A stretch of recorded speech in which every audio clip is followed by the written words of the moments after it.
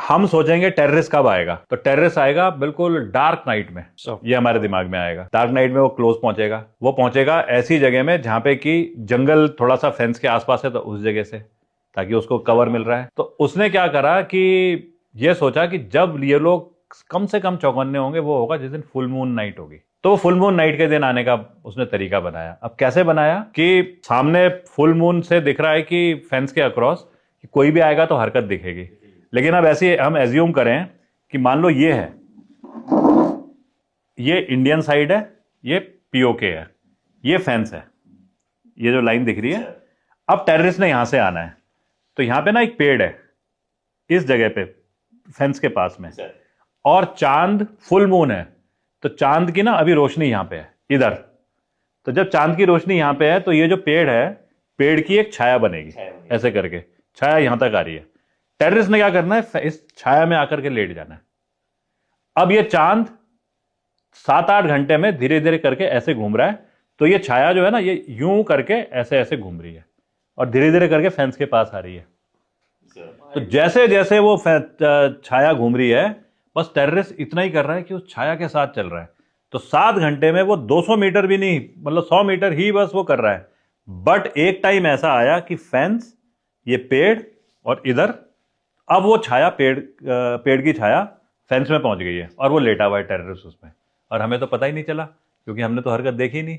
इतनी कम हरकत का तो कोई वो देखता नहीं है। घड़ी की होती है ना वो घंटे वाली सुई का तो पता नहीं चलता है, मिनट सुई का पता चलता है, और वहां लेट करके फिर वो तार काटेगा और फिर क्रॉस करेगा। तो हमने एक टेररिस्ट का जो गाइड था उसकी ही सीख पे ये वाली कार्रवाई करके, और हमने उसे बिल्कुल प्रॉपर उसके ऊपर ना, फेंस के ऊपर, जैसे ही उसने फेंस काटने की प्रयास करा उसे दबोच लिया। मतलब वो उसके बाद में भागा, वो जैसे होते हैं ना कि कंट्रोल में आते नहीं है, तो उसे मारना पड़ा, मतलब पीछे से शूट करके। बट ऐसे करके वो टेररिस्ट मारा गया उस फेंस के ऊपर, because he was managing his movement by taking support of वो जो छाया थी वैसे लेकर के। और इस गाइड ने एक चीज बताई, कहता है कि उससे पहले ना वो टेररिस्ट जब लेटे हुए हैं तो कैसे वो एरिया में आएंगे, तो उनको ये भी पता होना चाहिए कि हम फेंस काट तो लेंगे लेकिन कहीं ऐसा ना हो सामने उस पार तो प्योर बंकर है। अब वैसे तो दिन में दिख जाता है, लेकिन सेना कब रात के टाइम पे बंकर से उठ करके और ओपन ग्राउंड पे कोई वो कर रही है, तो उसके लिए क्या करेंगे, बिल्कुल ऐसे ना कान लगा करके यूं वेट करेंगे। और कान लगा के आदमी की हरकत का नहीं करेंगे। आदमी कोई भी हो सकता है, जानवर कोई भी हो सकता है, लेकिन हमारा जो बुलेट प्रूफ जैकेट है उसमें जो मैगजीन पड़ी है, उसकी जो हल्की खड़ होती है ना, वो खड़ की अलग आवाज होती है। उसकी ट्रेनिंग वहां पे वो चलती है कि तू बस खड़ खड़ की आवाज सीख, समझना, और वो खड़खड़ की आवाज बताएगी कि कहां पे आदमी बैठा हुआ है। तो वो वाली इनकी है, मतलब क्योंकि इनको एंटर करना है।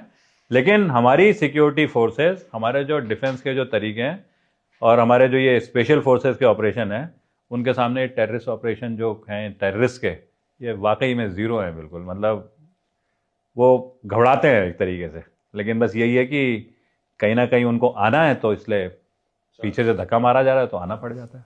उन्हें हुरों के पास जाना है सर, तो वो आते हैं हमारे पास में। हाँ, तो वो जिम्मेवारी हमारी है वहां पहुंचाने की। हम वहाँ पहुंचाते रहते हैं। हम तो मोटिवेट ही उससे होता है, बोर्ड लगा के कि तुम्हारे को वहां जाना है तो चलो, हम तुम्हारे ठेकेदार हैं। बिल्कुल सर, यहाँ तो कई सारे एजेंसीज हैं सर। कंपटीशन चल रहा है सर। कंपटीशन चल रहा है, सही।